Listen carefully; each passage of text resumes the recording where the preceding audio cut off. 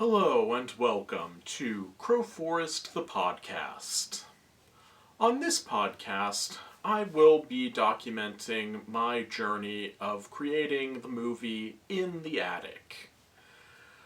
So, for those of you who don't know, I have been working on my first proper feature film, Crowforest the movie and Crowforest the movie 2 notwithstanding, because those were not terribly proper. So I am working on my first proper feature film, and this is my journey in creating it. So for today, I will be reading a passage from the memoir that I'm writing.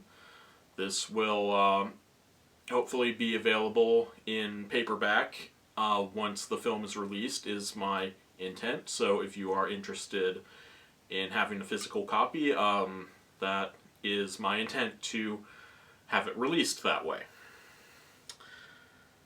Alright, so Crowforest Productions, The Early Years, The Making of In the Attic. Introduction. My name is Daniel Reynolds, founder of Crowforest Productions. I have been making movies pretty much all my life, starting in 2009 when I made my first stop-motion movie, a recreation of the reboot of Star Trek that came out that same year.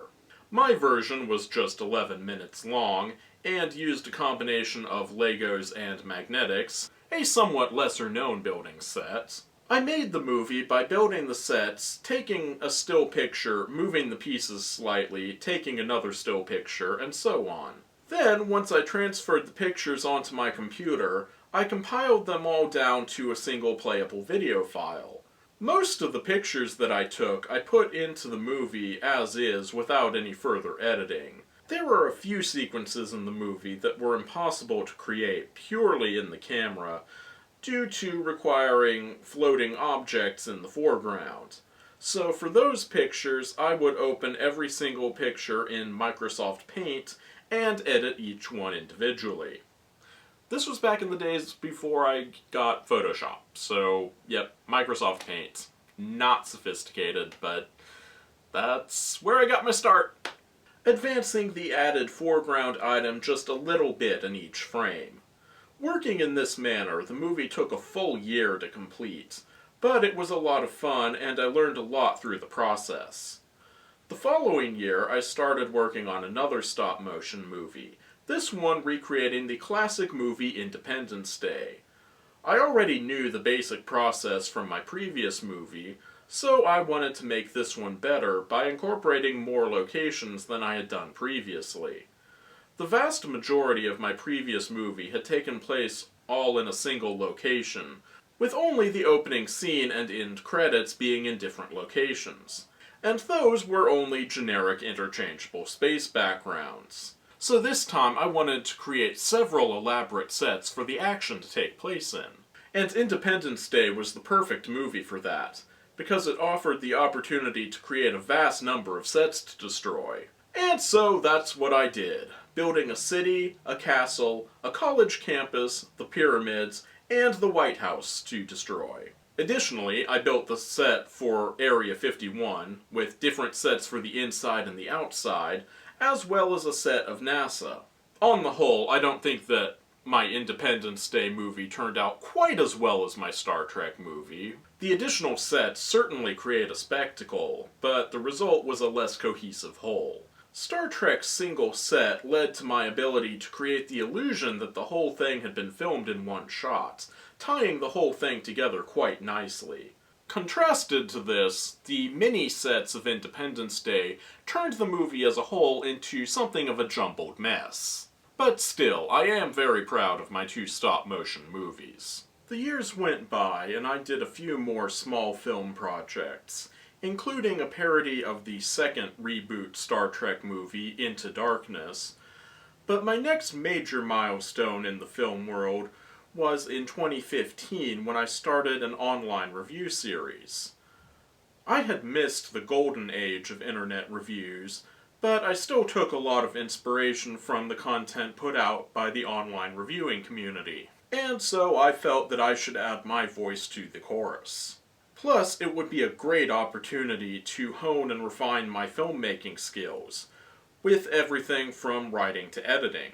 I'm not going to pretend like my first few videos were great. They weren't. It took me quite a while to really hit my stride, but with each video I released, I got a little bit better, to the point where just about halfway through the first season, they start to be almost watchable. One of the online review series that I had been most inspired by was Atop the Fourth Wall, which stands apart from many other review series in that it heavily features storyline segments around the reviews, wherein the host of the show, Linkara, has to battle alternate versions of himself on a regular basis. I absolutely loved this series and thought that it was a fantastic idea for a show, so when I started my series I wanted to incorporate storyline segments as well. And so that's what I did. I have since abandoned the storyline idea for the most part, due to it being far too much work to keep up with, but the first two story arcs of my review series did turn out pretty well, and a slightly re-edited version of them even became Crowforest the movie, my first feature film. Not proper, but first feature film, yes, Crowforest the movie. See it on YouTube. I won't even charge you. The majority of Crowforest the movie is pulled from my 2016 Halloween storyline segments, but it was so much work that I gave up on the idea of doing a sequel the following year.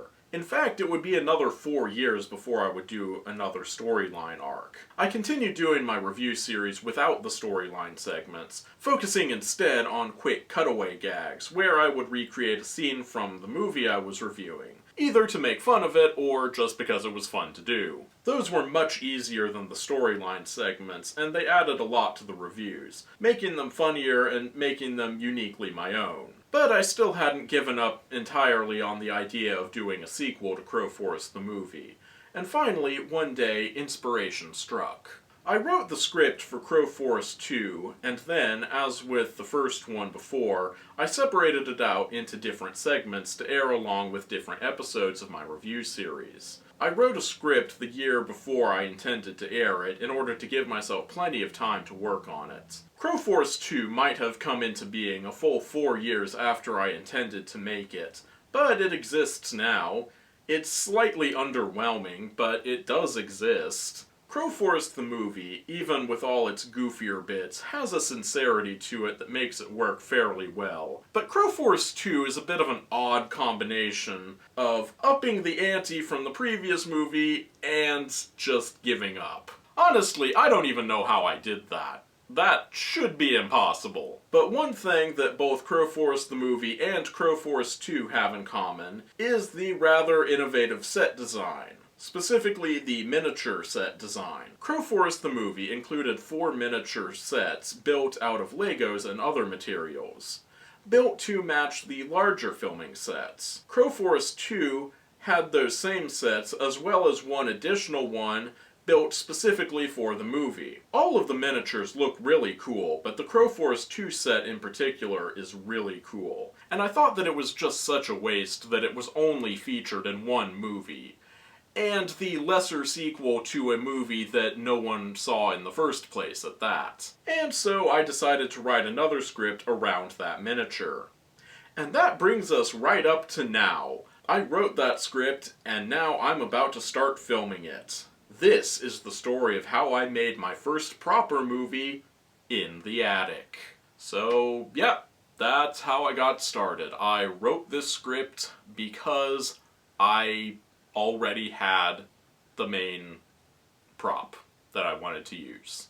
I wrote the script around the miniature that I already had from a previous film project. That is how I do things.